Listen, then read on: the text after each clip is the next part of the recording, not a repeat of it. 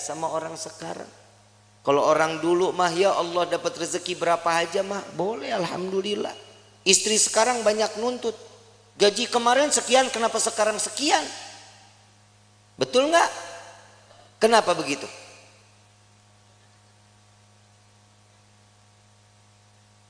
Urusan rezeki siapa yang kasih?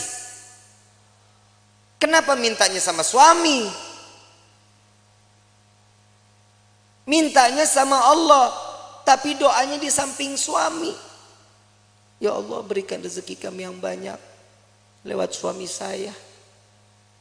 Samping telinga ngomong kalau lagi tidur juga. Ya Allah lipstik beak.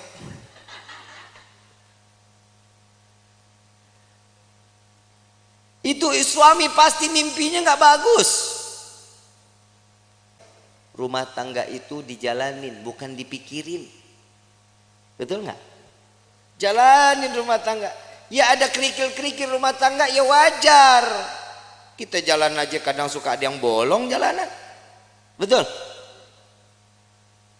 Saat dimana kerikil itu ada, itu pembelajaran bagaimana caranya kerikil itu hilang. Ambil sapu singkirin. Jangan ditimbun, bakal jadi gede. Orang lewat susah. Yang namanya rumah tangga itu jalanin. Jalanin semata karena apa? Karena Allah, cari ridho, selamat, imannya juga dipakai. Yang namanya manusia itu ditegur lewat perkataan Allah. Takwanya yang diingetin. Kenapa? Karena pernikahan itu wajib dijalani dengan ketakwaan, dengan ibadah kepada Allah. Suami istri kalau jalan ibadah sama-sama di hadapan Allah dengan mencari keridhaan Allah, selamat rumah tangga kita ibu bapak. Selamat.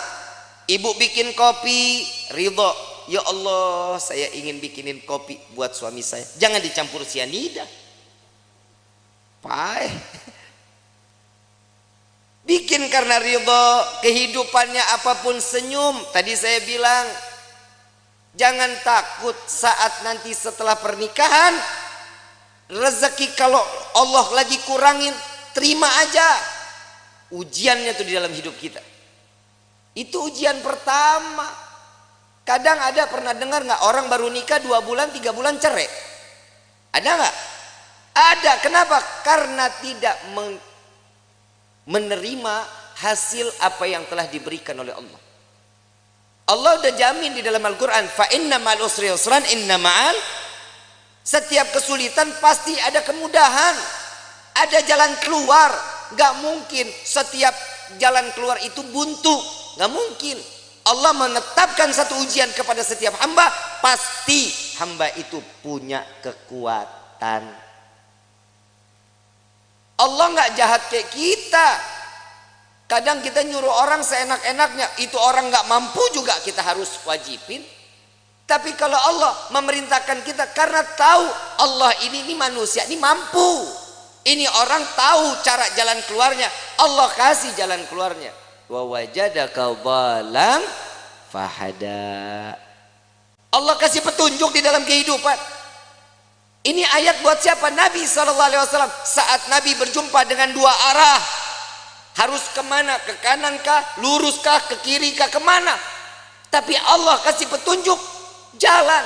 Makanya di dalam rumah tangga petunjuk itu wajib kita cari. Bagaimana caranya? Tahajud jangan ditinggalin, sholat duha jangan ditinggalin, sholat taubat, hajat, minta sama Allah. Kenapa? Saat seorang istri sujud, saat seorang suami sujud, ini akan mendapatkan pandangan kasih sayang oleh Allah. Insya keluarganya pasti sakinah, aman, tenang. Yang kedua, mawaddah. Mau apapun kendala di dalam rumah tangga tetap ngegemesin. Tahu ngegemesin? Bercanda tuh di dalam rumah tangga harus. Suami istri jangan tegang-tegang. Cuman nanya gaji berapa sekarang? Lu berapa? Gue sekian. Banyakan gua. Jangan. Saling. Bercanda bagaimana? Sekiranya yang dilihat istri suka, suami suka. Ada kisah ini, Sayyidina Ali karamallahu wajha, menantu Rasulullah sallallahu alaihi wasallam, pernah ada konflik saat Siti Fatimah berbicara. Saat Siti Fatimah berbicara itu, Sayyidina Ali ngerasa tersinggung, wajahnya berubah, gak seneng, tapi gak berani untuk ngucapin Sayyidina Ali. Kenapa? Karena memandang, ya Allah, ini anaknya Nabi, saya marah, saya takut dosa. Enggak dibicarain, tapi masang wajah berubah. Siti Fatimah sadar, salah ucapan saya, minta maaf. Langsung minta maaf sama suami. Gak dijawab, keliling sambil nari-nari. Sambil nari-nari. Begitu selesai nari-nari, bikin lucuan, sampai Sayyidina Ali tertawa, senyum. Maka disitulah Siti Fatimah datang kepada Rasulullah sallallahu alaihi wasallam. Ya Rasulullah, tadi nih saya ngerasa ada salah bicara sama suami saya. Langsung mukanya berubah, Nabi ikut berubah. Belum selesai bicaranya Siti Fatimah, Nabi juga berubah. Kenapa? Hei, engkau tidak akan mendapatkan keridhaan Allah, engkau akan dilaknat oleh Allah.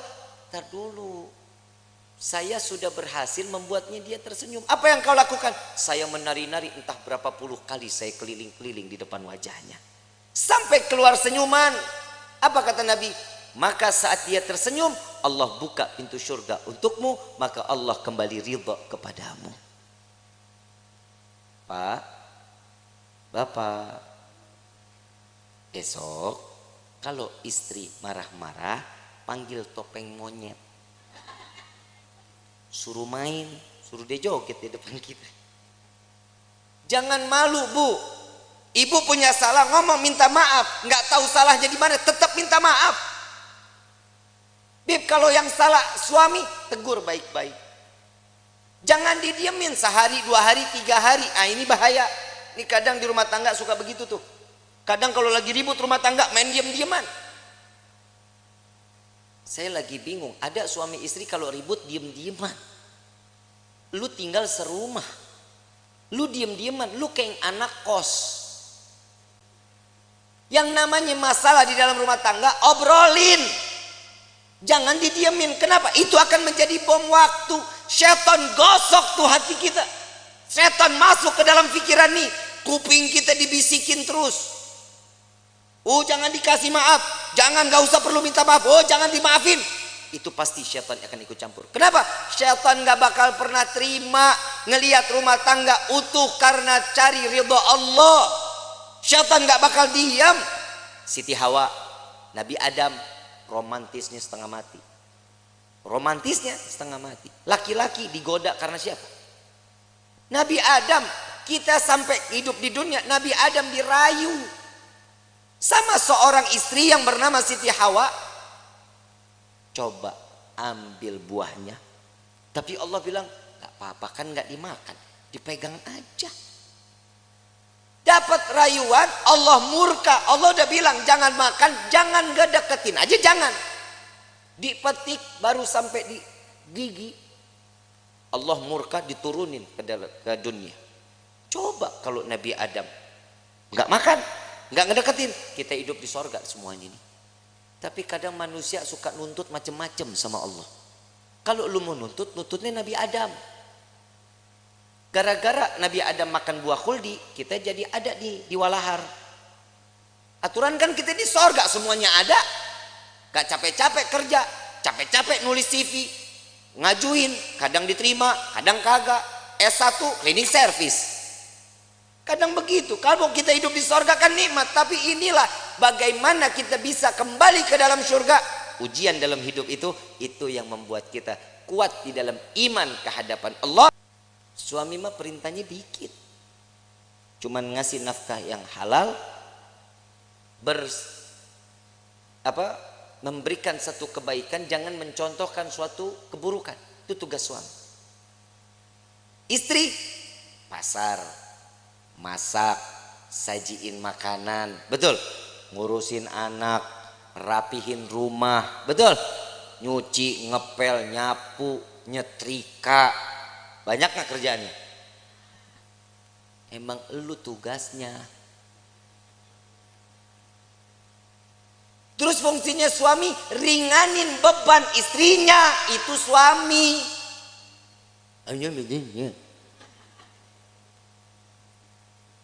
Yang namanya suami kalau lagi istri nyuci, suami yang ngejemur. Emang nggak ada suami yang begitu di sini? Nggak ada. Tukar tambah, Bu.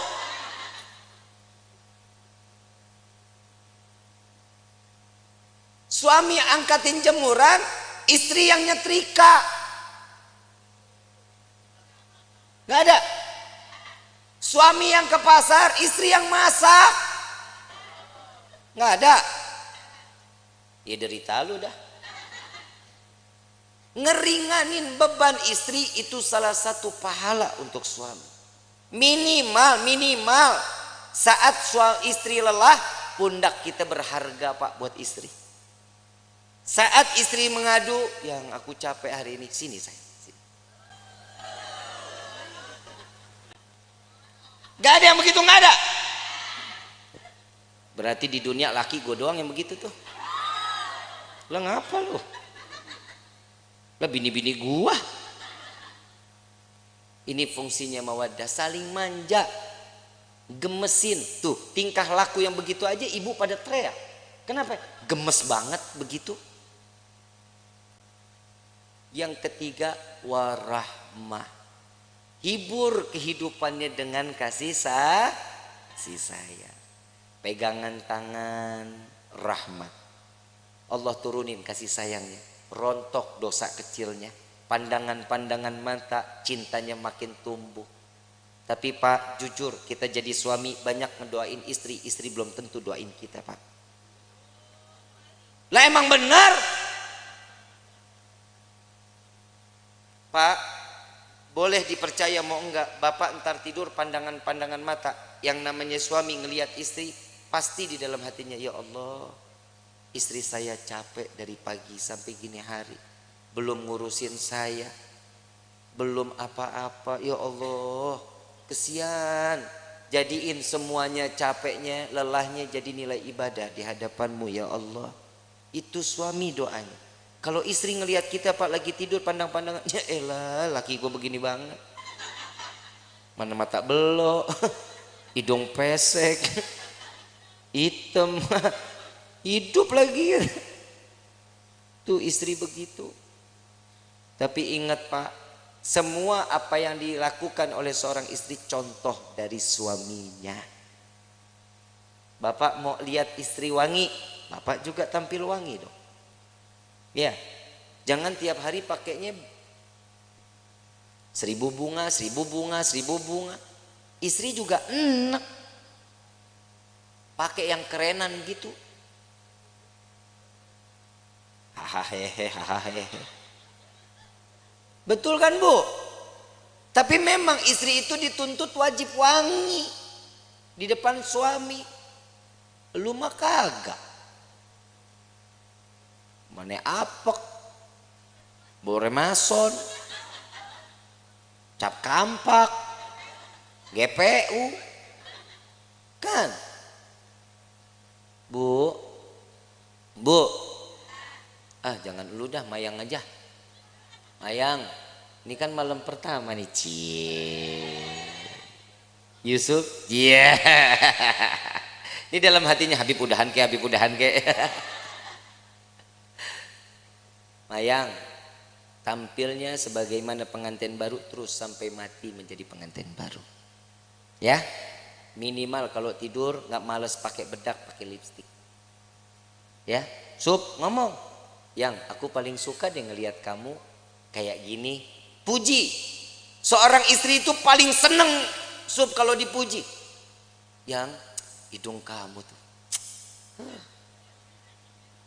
kayak baskom.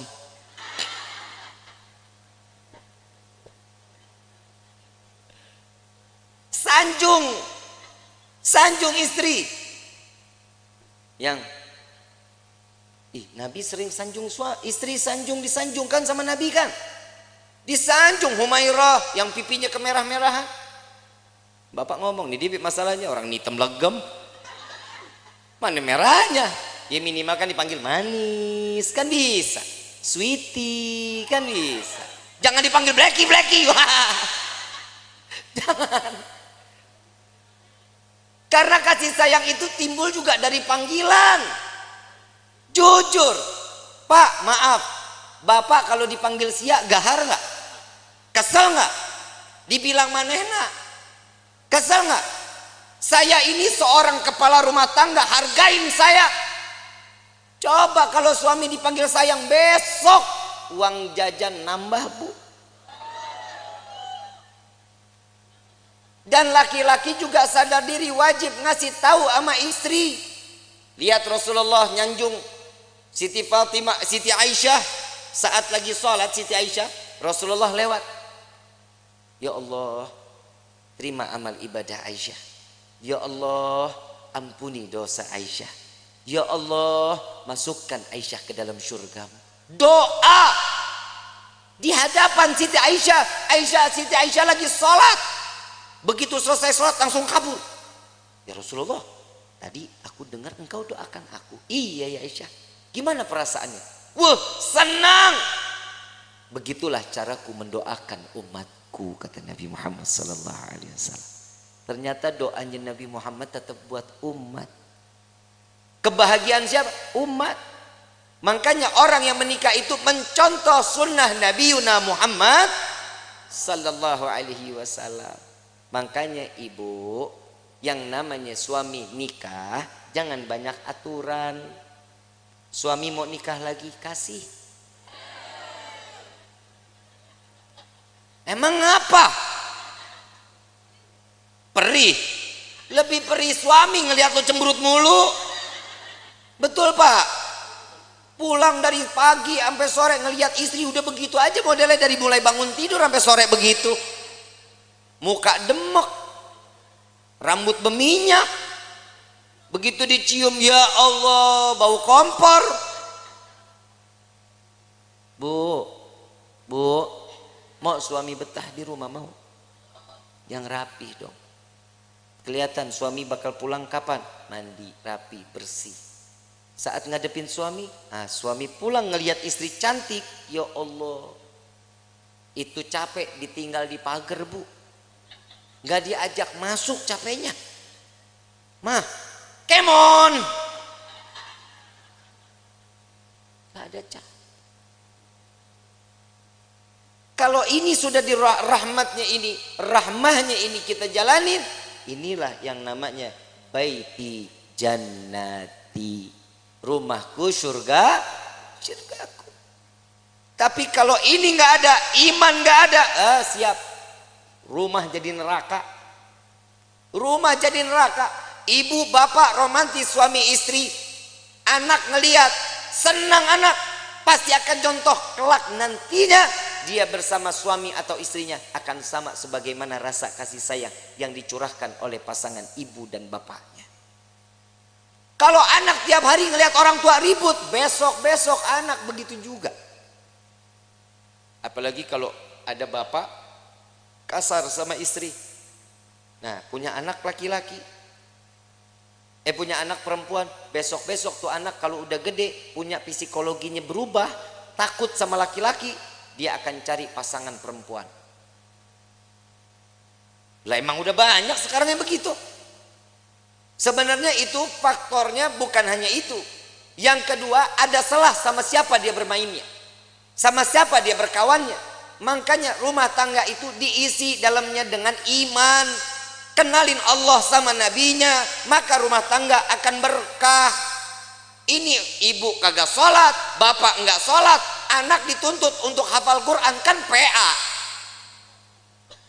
Nah ibadah ya, jangan bikin ibu bapak masuk ke dalam neraka. Nah lu yang mau dinerakain. Kadang orang tua juga suka egois. Dia ngarepin ini anak bisa nyelamatin dia, sekarang hidupnya dia semau-maunya. Kasih kenal anak kepada Allah sama Nabi, itu yang bikin tenang. Bapak, ibu enak ibadah, ibu enak pengajian, anak terlepas rambutnya, kelihatan sama yang bukan mahramnya. Hati-hati, ini anak perempuan begini, cukup dengan satu helai bawa masuk 4 laki-laki ke dalam neraka jahanam. Bapaknya, pamannya, baik itu dari ibu atau dari bapak, suaminya, anak laki-lakinya. Jangan jadi aman.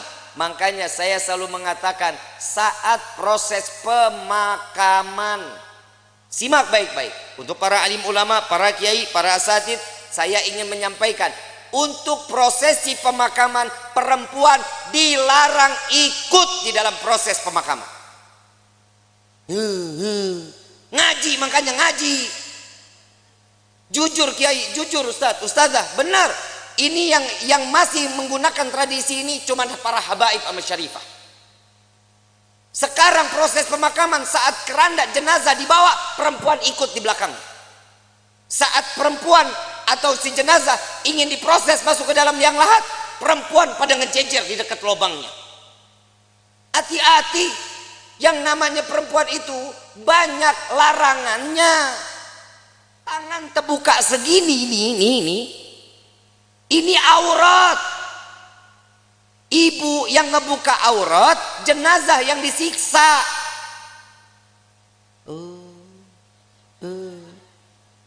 Ini tolong Pak diumumin.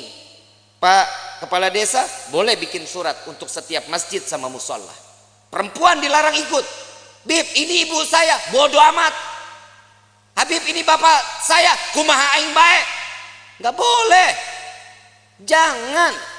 Kenapa? Ini akan menjadi satu siksaan. Selesai proses pemakaman, laki-laki keluar, perempuan mau silahkan mau ziarah, nggak dilarang. Tapi saat prosesnya jangan. Kenapa? Bikin repot. Belum nangis kayak orang gila. Bapak, ibu. Kalau suami yang meninggal nggak begitu nangisnya. Ya, jangan tinggalin saya. Buaya. Apalagi warisan banyak, senyum. Yang tenang ya yang. Mudah-mudahan diterima amal ibadahnya ya yang. Tuh kalau duitnya banyak.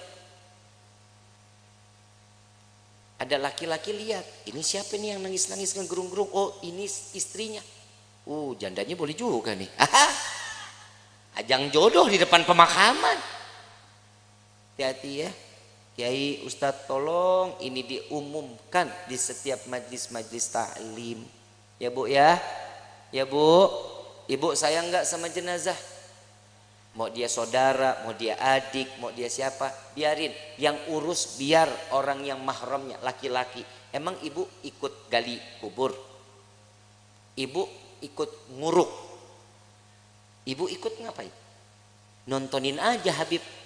Emang perempuan tuh banyak keponya. Entar tuh dia di atas makam, nanya, itu diapain? Tuh jenazah bisa jawab, kamu nanya.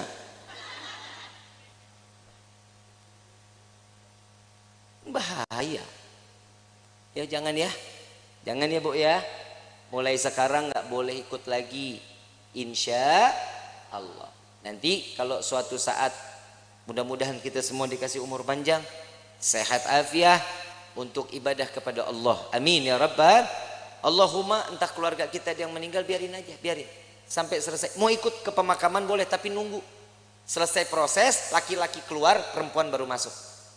Ya, ikut situ. Mau tebar bunga silahkan, ya, mau naruh air mawar silahkan, nggak apa-apa. Tapi saat proses, perempuan jangan ada yang ikut. Kenapa? Ini yang akan menjadi penyebab siksaan untuk ahlil kubur. Na'udzubillahi min dzalik. Kenapa? Karena perempuan itu banyak larangannya. Paham ya? Insya kurang lebih mohon dibukakan pintu maaf yang seluas-luasnya. Wabillahi taufiq wal hidayah. Wassalamualaikum warahmatullahi wabarakatuh.